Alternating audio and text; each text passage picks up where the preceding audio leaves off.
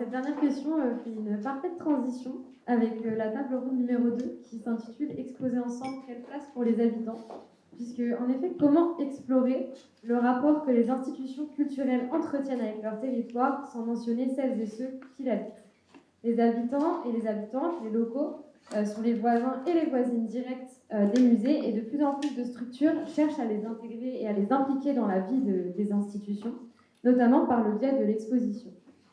Nos invités pour cette table ronde ont toutes deux travaillé, et travaillent encore, à solidifier le lien entre les habitants et leur territoire au travers de structures culturelles.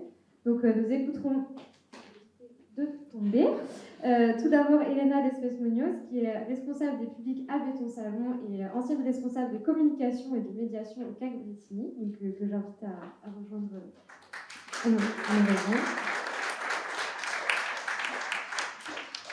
qui sont deux expériences très riches en partenariat avec ces publics proches, du podcast avec les lycéens à la transformation de jeunes en médiateurs, plus jeunes que nous par exemple.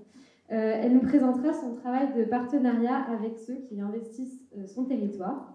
Et notre deuxième intervenante, Anne-Laure Chambaz, qui est directrice de l'écomusée du Grand Orly Seine-Bièvre, merci de l'accueillir. Donc, pour explorer cette thématique de l'implication des habitants et des habitantes, il nous a semblé tout naturel de faire intervenir un écomusée, parce que ceux-ci sont, par définition, des lieux culturels construits afin de mettre en valeur le territoire sur lequel ils sont implantés. Et en particulier, l'écomusée du Grand Orly Seine-Bièvre s'intéresse à la banlieue sud de Paris et nous propose de déguster jusqu'au 31 mars 2024 le patrimoine culinaire en banlieue grâce à l'exposition participative Cuisine et Descendance. Donc je vous laisse la parole.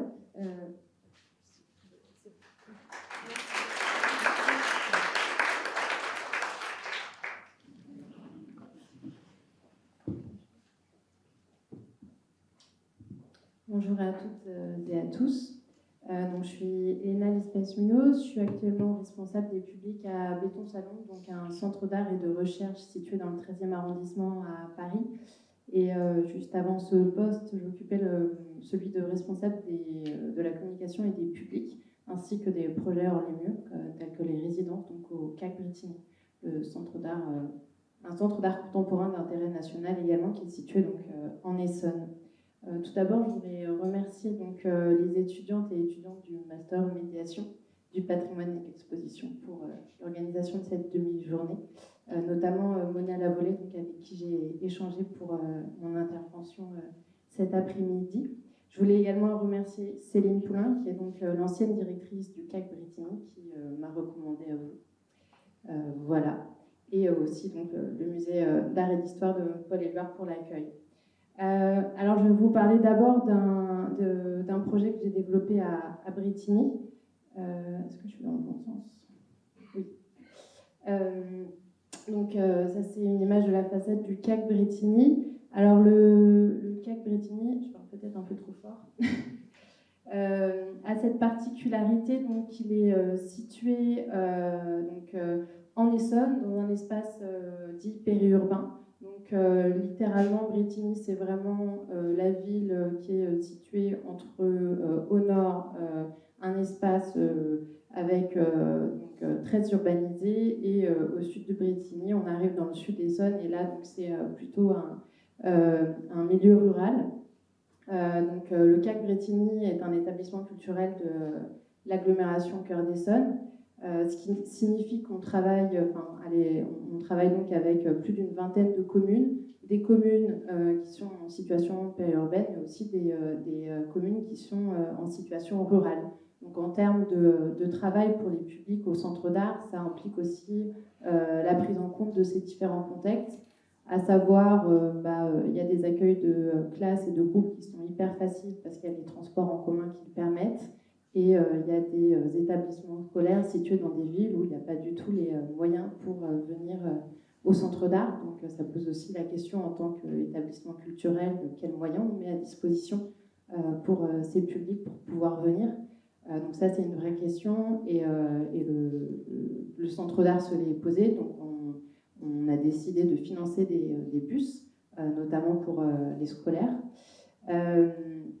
Alors, le Centre d'art de Brétigny, pour la brève petite histoire du lieu, c'est un établissement qui est né dans les années 80, donc vraiment qui est marqué par la politique urbaine et la décentralisation culturelle des années 70. C'est une époque où on souhaitait associer l'artiste à la question de l'urbanisme, donc, ce qui est toujours le cas, comme on a pu le voir avec le projet du Grand Paris. Et avant d'être un centre d'art, c'était donc un centre culturel communautaire qui était abrité par le centre Gérard Philipe.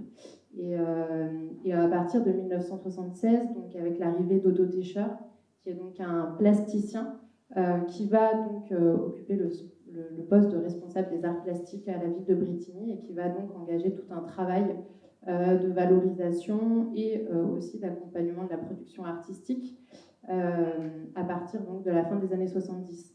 Et à ce moment-là, il va s'associer avec Philippe Cyrulnik, qui est donc critique d'art et chargé de cours à l'université Paris 8, qui va donc accompagner la programmation, mais qui va aussi participer au développement du service éducatif avec les étudiants, donc avec ses propres étudiants qui vont donc aussi investir le centre culturel communautaire comme un espace d'expérimentation pour penser aussi à une époque où c'était pas du tout encore un sujet, la question de la médiation autour donc de l'art contemporain.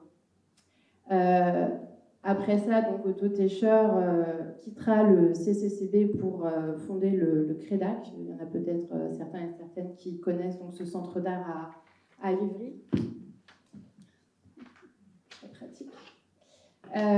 Et ensuite, donc, il y aura différentes directions qui vont se succéder, avec donc la naissance du Centre d'art en 91 officiellement, avec la prise de direction de Xavier Franceschi, qui a été ensuite le directeur du Fonds régional d'art contemporain d'Île-de-France. Ensuite, il y a eu Pierre Balban et enfin Céline Poulain, donc à partir de 2016. Pourquoi je fais cette petite histoire sur le Centre d'art de Brétigny? C'est pour mettre en avant le fait que, justement, comme vous le disiez tout à l'heure, le territoire définit aussi l'institution qui prend place, la manière dont elle s'inscrit dans ce territoire et aussi la manière dont elle pense avec ce territoire. Et pour le cas de Brétigny, du CAC Brétigny, ça fait vraiment pleinement partie de son identité. C'est d'ailleurs quelque chose que Céline Poulain a mis en place dès son arrivée donc à la direction du Centre d'art avec un projet graphique qui s'appelle l'ABCC du CAC Brétigny, qui a été conçu par Colline Sunier et Charles Mazet. Et là, on voit notamment par exemple la série des pouces que vous trouvez donc sur les réseaux sociaux, que ce soit Instagram, YouTube, etc. Et en fait, toute la communication du centre d'art était basée sur des signes qui étaient prélevés soit sur le territoire, soit dans notre environnement quotidien et dans celui des artistes. Donc c'était aussi une manière d'éditer le territoire et aussi l'environnement iconographique dans lequel s'inscrivaient les artistes invités. Et donc, le programme de Céline Poulain s'est amplement articulé autour d'une notion qu'elle définit comme la co-création, à savoir la rencontre et la production entre des artistes et des personnes considérées comme non-artistes pour produire des œuvres et des situations d'expérimentation artistique. Donc avec vraiment cette idée que le savoir, il n'est pas seulement du côté de l'artiste, mais aussi et surtout du côté de l'autre, avec la volonté que les personnes amateurs, amatrices puissent être aussi auteurs, autrices de leur propre histoire et de l'histoire des œuvres, du coup, au centre d'art. Et donc, dans la lignée de cette réflexion, j'en suis arrivée donc, au public. Je suis arrivée en 2018. Et une des choses que défendait Céline Poulain, c'était que l'invention, elle devait pas être seulement sur le plan artistique, mais aussi sur le plan institutionnel. C'est-à-dire qu'à partir du moment où on défend la co-création et on défend des projets en co-création, se pose la question de comment l'institution accueille, présente ces projets-là. Et moi, depuis mon domaine, qui était celui de la médiation, donc de l'accompagnement des publics, je me suis posé la question du discours sur les œuvres et sur les expositions. Au CAC Brétigny, il y a une équipe de médiation qui est composée actuellement de 3 personnes, donc une responsable des publics, mais aussi 2 médiatrices. Et du coup, nous, on a été formés, c'est notre métier que de porter le récit, de porter un récit, un ou plusieurs récits, donc autour des œuvres et des expositions qu'on montre. Mais pour avoir fait l'expérience d'une visite avec des groupes, on est souvent confronté à des remarques où on nous dit mais voilà, si vous n'aviez pas été là, j'en serais pas arrivée à ces conclusions. Moi non plus, je suis pas arrivée toute seule à ces conclusions. Et du coup, j'ai imaginé le projet de transmission, qui est un projet radiophonique qu'on a imaginé avec la radio DU, DU Radio, qui est une radio qui a été fondée par un collectif d'artistes qui est situé à la Folie numéro 4, au parc de la Villette. Et donc, c'était transmission, c'est un programme radiophonique pensé pour, par et avec différents usagers et usagères du centre d'art. Et quand j'ai initié le projet, je faisais un gros travail sur les publics adolescents au centre d'art contemporain, sachant que le centre d'art de Brétigny partage son parvis avec un lycée et que quand je suis arrivée, on ne va pas se mentir, les lycéens et lycéennes ne rentraient absolument pas au centre d'art. On avait une très belle baie vitrée pourtant. On voyait tout ce qui se passait à l'intérieur. Alors oui, les jeunes regardaient ce qui se passait, mais ils ne passaient pas la porte. Donc autant dire que c'était quand même un enjeu assez important. Et pourtant, le centre d'art avait toute une histoire aussi de projets développés avec le lycée et avec des enseignants et enseignantes.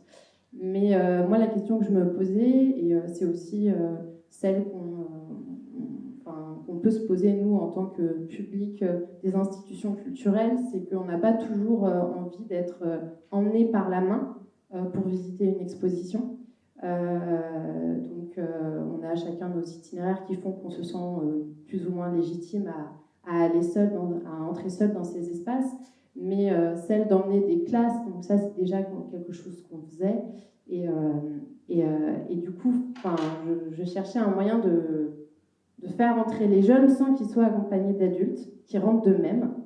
Et ça a commencé avant transmission, et ça c'est à la suite d'une discussion avec des jeunes. On a imaginé une visite qui leur est exclusivement dédiée, qui s'appelle CAC Tomate Oignon, et qui répond au fait qu'en fait, il n'y a jamais assez de place à la cantine, et que du coup, souvent, ils finissent au grec. Et du coup, on s'est dit, on va être le grec du quartier. Et donc, on a proposé des visites déjeuner entièrement gratuites. C'est le même principe qu'un vernissage, sauf que ça s'adresse aux adolescents. Et à notre plus grand étonnement, ça marche trop bien. Et donc, on a eu des visites avec plus de 70 jeunes sur une pause déjeuner entre les cours. Et donc, à la suite de ça, et aussi au cours de ces visites-là, je me suis rendu compte que c'était assez intéressant pour moi, en tant que professionnelle de la médiation, de les observer en bande dans le centre d'art, en train de commenter ce qu'ils regardaient entre eux et elles, et de ne pas intervenir dans ces moments-là, de les laisser aussi échanger. C'est à partir de là qu'a commencé à germer le projet de transmission, et donc créer, concevoir des podcasts autour des expositions avec des lycéens et lycéennes pour qu'ils proposent leurs propres entrées dans l'exposition. Alors donc on s'est associé avec DU Radio et on a invité un artiste qui s'appelle Théo Robin Langlois. Donc là on était en pleine période Covid, donc tout le monde est masqué. Il y a Théo Robin Langlois au centre et avec une classe d'élèves. Donc là c'est des primo-arrivants du lycée Jean-Pierre Timbaud. Donc ils sont venus plusieurs fois au centre d'art. Ensuite, on faisait aussi des ateliers au centre d'art, mais aussi en classe, qui ont imaginé des podcasts. Donc là, pour cette classe, c'était aussi la question de la langue qui était posée et de pouvoir proposer des entrées dans l'exposition dans d'autres langues que la médiation que nous on proposait, puisque à Bretigny, les médiations sont principalement en français ou en anglais qu'on nous le demande, mais on ne proposait pas autre chose. Donc là, c'est à la demande des élèves qu'il y a d'autres propositions qui ont été faites. Et l'idée donc de ces podcasts qui ont des formats extrêmement variés, qui peuvent être à la fois courts, longs, fleuves, des fois c'est des petites vignettes très courtes, c'était de proposer d'autres manières d'entrer dans l'exposition. Vous attendez pas à avoir une visite guidée en écoutant ces podcasts, parce que c'était pas du tout l'objet. Alors des fois, ils vous parlent des œuvres, mais des fois, ils vont aussi vous parler d'autres choses, de musique qu'ils ont choisies en relation à l'exposition, parce que ça résonnait avec quelque chose qu'ils écoutaient à ce moment-là. Et aussi, ils le font avec les points d'entrée qui sont les leurs, mais c'était vraiment l'idée. Il y a difficulté aussi, c'était de sortir du cadre scolaire, c'est-à-dire de leur faire comprendre que l'espace radiophonique était un espace pour imaginer d'autres formes de discours, qu'on ne les invitait pas à faire un exposé sur l'exposition. Et ça, pour sortir de ça, c'est pas évident. Mais du coup, voilà. Donc, la radio, finalement, ça marche assez bien aussi, même en termes de confiance en soi, une fois qu'on passe le cap de la première fois qu'on entend sa voix. Et donc, il y a différents podcasts qui sont en écoute sur le site du CAC Bretigny, mais aussi sur le site du radio. Alors, des fois, ils ont fait le choix de choisir une œuvre et de commenter l'œuvre. D'autres fois, c'est plus des exercices d'invention à partir d'un sujet de l'exposition. Là, par exemple, c'était un atelier radiophonique où on faisait de la dirty translation, donc la traduction sale. C'est en fait dans le cadre d'une exposition de l'artiste argentine Mercedes Azpilicueta qui pratique justement la mauvaise traduction. Donc on leur a demandé de ramener une chanson en espagnol, c'était dans le cadre du cours d'espagnol, de ramener une chanson en hispanophone qu'ils aimaient bien et donc de la traduire mais de la manière la plus spontanée qui soit, avec les moyens qui étaient les leurs à ce moment-là, donc pas forcément avec Google Trad, pas forcément avec justesse, mais pourquoi cette chanson ? Pardon. Voilà. Et alors, c'est encore une fois, sortir de l'exercice scolaire, c'était assez difficile puisqu'ils voulaient absolument bien traduire. Pourtant, on avait une artiste qui faisait tout le contraire de bien traduire. Voilà, mais donc ça a donné des choses assez drôles. C'est des projets qui prennent du temps, ces projets-là, parce que du coup, faut faire connaissance, faut créer une situation de confiance. Pour ces jeunes, la visite au centre d'art, je suis hyper longue. C'était une première fois, donc il y a vraiment la question de la légitimité qui se pose. Et c'est pas en une visite qu'on construit cette légitimité à trouver sa place dans ces espaces-là. Donc tout le travail, c'est un travail qui se faisait sur l'année. On travaillait sur une exposition, mais en fait, les expositions, ils venaient toutes les voir. Donc il y avait aussi le fait de revenir au centre d'art, ça c'était hyper important pour qu'ils comprennent que c'était un espace qui était aussi à eux et pour pouvoir s'exprimer. Et donc là, aujourd'hui, je travaille à Béton Salon et je poursuis ce projet avec un programme qui s'appelle Jeunes Médiateurs. Et là, où on invite, donc là c'est pas radiophonique, on invite des lycéens et lycéennes, mais aussi des plus jeunes, qu'on accompagne donc sur une année à découvrir différentes expositions, à rencontrer des artistes, à rencontrer l'équipe du centre d'art, pour qu'ils deviennent médiateurs et médiatrices pour leur pairs. Donc c'est un peu la même dynamique de réflexion.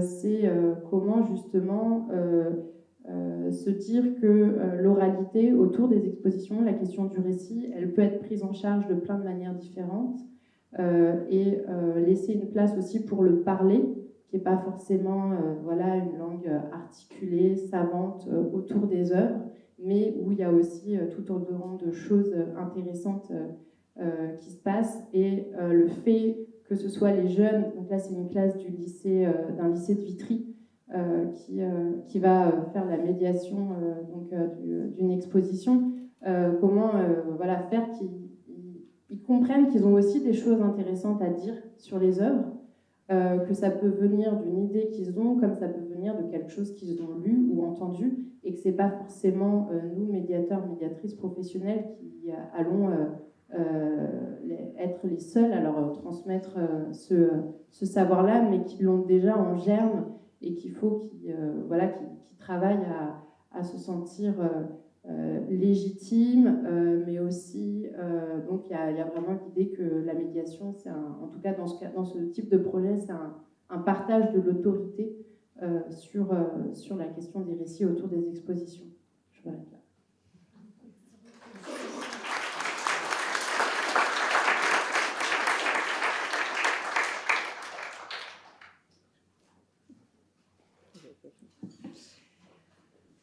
Bonjour à toutes et à tous. Je poursuis et je vais sûrement rebondir sur les propos d'Elena au sujet de la transmission et du partage des savoirs également. Je suis directrice de l'écomusée de Fresnes Grand Orly Seine-Bièvre. Donc, comme son nom l'indique, cet écomusée se trouve à Fresnes, dans le Val-de-Marne. C'est pas si loin. Vous avez une vue d'ensemble de l'exposition qui est présentée actuellement, donc Cuisine et Descendance. Je vais essayer d'être rapide et quand même vous introduire un petit peu, avant de parler de l'exposition en elle-même, du musée. Comme ça a été dit en introduction, vous m'entendez bien ? Oui. Comme ça a été dit en introduction, donc, nous sommes un écomusée. Donc, à savoir un musée vivant, ouvert sur le territoire, qui interagit en permanence avec ses habitants. C'est un musée dont le projet, de par sa définition, est en permanence en mouvement et en expérimentation. Donc, quand on dirige un écomusée, il faut être paré à toute voilà, polyvalence, changement, et y compris un changement pour rebondir un petit peu sur la première table ronde, en lien avec le territoire et sa définition. La définition du territoire, pour l'écomusée, ça pourrait être le bassin de vie, mais c'est également une définition administrative qui a son importance, puisque l'écomusée a été créé en 1979 par Françoise Wasserman, qui était conservatrice du patrimoine et ancienne élève de Georges-Henri Rivière, donc grand muséologue français qui a fondé les écomusées, qui en a même inventé le nom. Donc Georges-Henri Rivière a d'ailleurs parrainé l'ouverture de l'écomusée de Fresnes. C'était donc un écomusée municipal à l'époque. Il a été municipal jusqu'en 2006. Donc c'est un fondement extrêmement important à savoir, puisque ça a aussi été la base de la collection d'objets que nous avons actuellement, que nous conservons, puisque nous avons l'appellation Musée de France. Donc cet écomusée a été créé au départ pour accompagner l'évolution urbaine de Fresnes, qui est passée d'un village rural au milieu des années 50 à une ville extrêmement dense et urbanisée, telle que vous la connaissez peut-être. Du moins, vous connaissez tous cette ville et vous avez tous cet imaginaire collectif partagé de la ville de Fresnes de par la présence de la maison d'arrêt. On ne peut pas l'oublier. Donc, l'écomusée a été municipal jusqu'en 2006, puis transféré à une communauté d'agglomération de 7 communes. Voilà, donc Gentilly, La Île-et-Rose, Cachan, voilà, pour ceux qui connaissent un petit peu ce point-là. Donc, nécessairement, le directeur de l'époque, qui s'appelait Alexandre Delarge, a fait rayonner l'écomusée un petit peu au-delà des frontières municipales, de par y compris son action en direction des habitants. Donc le musée doit se réinventer en permanence. Hein, ça, c'est vraiment l'objectif. Et en 2016, la communauté d'agglomération a disparu au profit de l'établissement public territorial Grand Orly Seine-Bièvre. Et donc, cet EPT, créé dans le cadre de la métropole du Grand Paris, comporte 24 communes, et contrairement à notre collègue de Roissy, 24 communes, mais 750 000 habitants. Voilà, donc c'est un bassin de vie extrêmement, extrêmement dense. Il a fallu à ce moment-là réinventer également les modalités d'échange et de partage avec les habitants. Autant vous dire qu'à l'échelle de 24 villes, 750 000 habitants, ce n'est pas possible parce que, bien évidemment, les moyens humains et financiers n'ont jamais évolué, voire même ont baissé. Voilà. Mais c'est pas grave, on est très très motivé parce que quand on travaille dans un écomusée et qu'on a une petite équipe, on reste très motivé. Donc, j'ai pris mes fonctions en 2017, donc je suis arrivée dans ce contexte d'attente, y compris des élus, de faire rayonner cet écomusée à l'échelle de ce territoire. Donc moi, quand je parle de territoire, je parle de ce territoire du Grand Orly-Seine-Bièvre. Mais je parle aussi... Ok, c'est pas grave. Mais je parle aussi du territoire bassin de vie. Parce qu'il faut être raisonnable. Donc l'objectif de l'écomusée, donc on a une phrase signature, un musée qui change votre regard sur la banlieue. L'objectif de l'écomusée, c'est de valoriser, collecter et transmettre le patrimoine de banlieue. Et c'est vrai qu'une fois qu'on a dit ça, bon courage. Alors depuis quelques années, on a tendance à aller quand même vers le patrimoine culturel immatériel, de plus en plus. En tout cas, ce qui est certain, c'est que quelles que soient nos actions, nous avons toujours en tête la participation des habitants. Donc cette participation, elle se retrouve dans la conception des expositions, je vais en parler, mais elle se retrouve également dans notre approche de collection muséale et de collection écomuséale. Donc ce n'est pas l'objet de la table ronde, donc je ne vais pas m'étendre là-dessus. Mais sachez qu'on interroge également la question de la légitimité de la désignation du patrimoine par nous, les scientifiques de musée, conservateurs, et si on ne pourrait pas un peu aussi partager cette désignation patrimoniale avec les habitants. Donc nous avons deux collections. Nous avons la collection muséale, donc, qui est déposée et pour laquelle nous avons l'appellation Musée de France, et nous avons une collection pirate, qui est la collection écomuséale, que vous pouvez découvrir sur notre site internet, puisque cette collection, par essence, est complètement dématérialisée. Et donc l'idée de cette collection est de faire désigner par les habitants eux-mêmes ce qui, selon eux, relève du patrimoine. Donc c'est une démarche qu'on a initiée il y a quelques années, qu'on a eu un petit peu de mal à faire démarrer, qui est en cours. J'ai la chance d'avoir un partenariat avec un écomusée à Montréal qui s'appelle l'Écomusée du Fier-Monde, pour ceux qui connaissent. Nos amis québécois ont toujours un temps d'avance. Voilà, donc je suis en échange avec eux. J'ai la chance d'ailleurs de me déplacer à Montréal en avril pour justement relancer cette notion de collection écomuséale à leur côté. Donc c'est vraiment le projet scientifique du musée qui est participatif à tous les niveaux. Donc nous avons donc des expositions dites participatives. Donc j'ai appelé ce slide cadre et définition. Donc vous avez trois exemples là des trois dernières expositions dont j'ai porté le commissariat, qui étaient toutes à des niveaux différents, participatives. Moi j'ai tendance à mettre des guillemets et à interroger en permanence cette question de la participation. Pour moi, la participation peut prendre différentes formes. On l'a vu d'ailleurs hein, dans les exemples qui ont été présentés auparavant. Moi, je suis toujours un peu mesurée, hein, toujours un peu prudente quand je parle de participation. Voilà, d'autant que le cadre de l'exposition participative a pu être posé par certains comme un cadre extrêmement figé finalement. Alors, ça fait un peu bizarre de dire que la participation est figée, mais en tout cas avec la définition de la participation comme faire avec les habitants et faire avec les habitants de A à Z. C'est-à-dire, ce sont les habitants qui nous font des propositions de thématiques d'exposition, ce sont les habitants qui portent le commissariat, ce sont les habitants qui font les enquêtes si besoin, ce sont les habitants qui font le montage de l'exposition. C'est pas ma définition. Moi, je considère qu'à partir du moment où on laisse la parole aux habitants, quelle que soit la manière, on est dans une forme de participation. Donc pour ces 3 expositions là qu'on a sous les yeux, pour Fenêtre sur jardin par exemple, je vais reprendre sur Objet privé qui était la plus ancienne. Donc Objet privé, on était vraiment sur la présentation de cette fameuse collection écomuséale. Donc en fait, toutes les personnes que vous voyez en fond d'affiche sont des habitants qui nous ont désigné des objets et auprès desquels donc, nous avons mené des enquêtes assez poussées, donc sous forme d'entretien semi-directif. Et voilà, ils nous ont désigné ces objets. Donc ces objets qui ont ensuite été regroupés, thématisés. Donc les histoires ont été racontées dans cette exposition, Objets privés, histoire partagée. Donc c'est une forme de participation.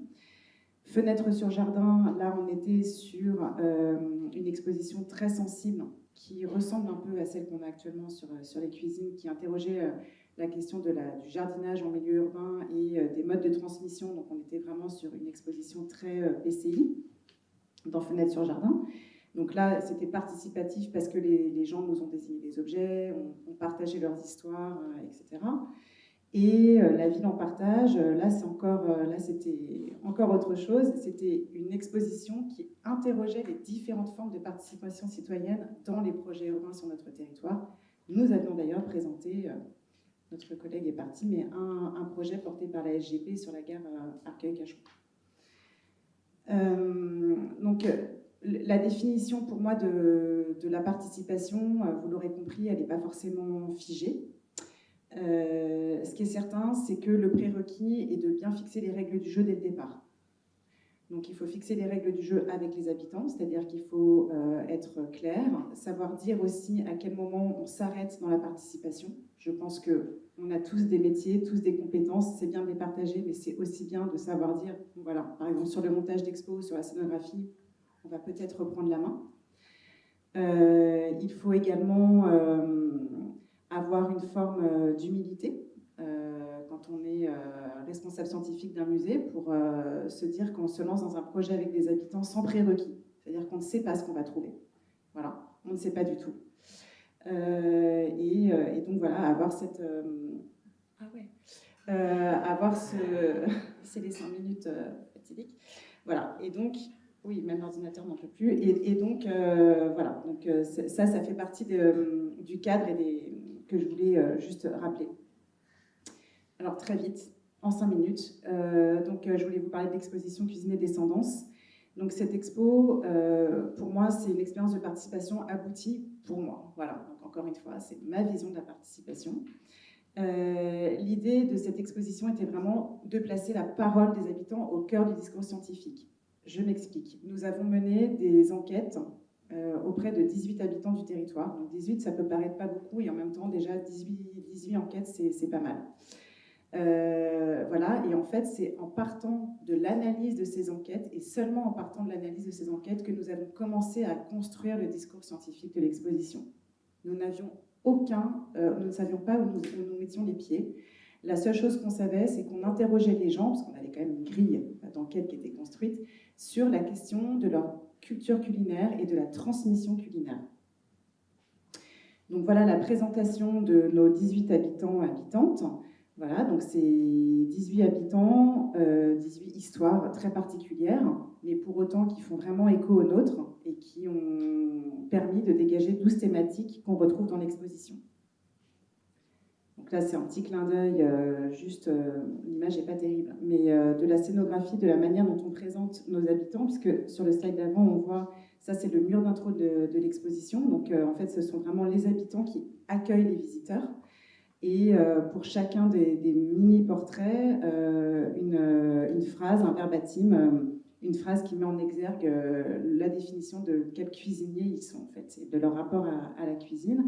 Et ces petits tabliers disséminés dans l'exposition qui présentent des portraits un peu plus détaillés de nos ce que je vais appeler les habitants enquêtés.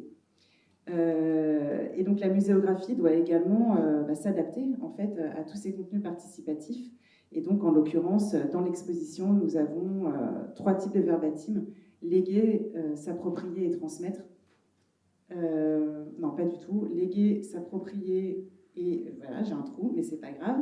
Donc vous avez un exemple de verbatim et je voulais juste parler de ces verbatim pour dire que un des prérequis également, c'est que même si on a tendance à vouloir réécrire, il faut respecter la parole des habitants et garder cette oralité, même à l'écrit. C'est super important. Donc moi, dans mes verbatims, il y a des bains, il y a des ya, il y a des... Voilà, c'est pas grave. Voilà, ce sont la parole des habitants et en fait, c'est en respectant cette parole aussi qu'ils s'y retrouvent et que quand ils viennent visiter l'expo, même si parfois certains disent « mais non, je parle pas comme ça, j'ai l'air bête, etc. » Mais c'est ce qui rend aussi l'exposition vivante. Et une scénographie immersive et sensible, je passe vite. Voilà, mais venez la voir. Donc on a multiplié les supports, y compris muséaux, voilà, et donc l'exposition est construite en fait comme une maison, enfin c'est un parcours, donc on est dans la cuisine, dans la salle à manger, dans le salon. Voilà. Ah bah ça c'est intéressant. Ça faisait pas comme ça hier. Et alors, pourquoi une expérience de participation aboutie? Parce que c'est la participation dans la conception de l'exposition, mais c'est également la participation des visiteurs. Alors ça, c'est un pari. On avait essayé plusieurs fois, ça n'avait franchement pas trop marché. On s'est dit, bon, on retente parce qu'on s'acharne. Et on a bien fait, puisque là, on a un dispositif participatif dans l'exposition qui est un dispositif d'échange et de collecte de recettes. Donc en fait, les visiteurs écrivent une recette, l'épinglent, et s'ils ont épinglé une recette, ils peuvent en prendre une autre. Et ça fait et en fait, ça marche à fond. On a des centaines de recettes collectées comme ça, parce qu'après on les récupère, enfin bref, on espère pouvoir en faire une publication, une sorte de livre de recettes des habitants de banlieue. Donc ça marche très très bien. La participation, on l'a fait aussi dans l'inauguration, c'est-à-dire que le vernissage, plutôt que de faire venir une entreprise qui nous livre un cocktail, sur l'invitation, on avait écrit « buffet partagé, jouer le jeu de la participation du partage » et ça a cartonné. On ne savait plus quoi faire de tous ces plats. Voilà, et donc les gens arrivaient et on prenait leur nom. Alors, ah, Catherine, t'as fait quoi? Une marquise au chocolat. Et les gens pouvaient également échanger la recette. Et donc on a fait une soirée mémorable d'échanges comme ça. Les gens qui discutaient autour d'un plat. Voilà, c'était vraiment chouette. Et puis bien sûr, la participation, c'est dans les actions de médiation. Donc nous avons des actions de médiation un peu plus classiques, mais on a également, et on en a fait une samedi dernier, lancé les visites dites conviviales. Donc ce sont nos habitants enquêtés qui animent les visites guidées avec moi, mais voilà, donc je leur laisse la parole et en fait Anne-Marie, c'est un peu sort du cadre, c'est-à-dire que Anne-Marie tout d'un coup est là, elle est personnifiée et elle peut présenter son expérience directement aux autres visiteurs. Donc là sur le slide, je vois Evelyne, Anne-Marie et Kiori, en l'occurrence, qui étaient présentes. Et évidemment, parce que quand on fait une exposition sur la cuisine, c'est difficile de ne pas manger. À la fin de la visite, on partage un moment convivial avec des plats faits par les habitants enquêtés, parce que, et ça sera la fin, on a demandé dans l'exposition à chaque personne enquêtée de nous désigner un objet symbole qui est présenté dans l'exposition, accompagné d'un verbatim de pourquoi cet objet représente leur rapport à la cuisine, et une recette symbole. Et donc ces recettes symboles, pareil, sortent du mur et sont concrétisées voilà, et partagées par l'ensemble des visiteurs présents. J'arrête.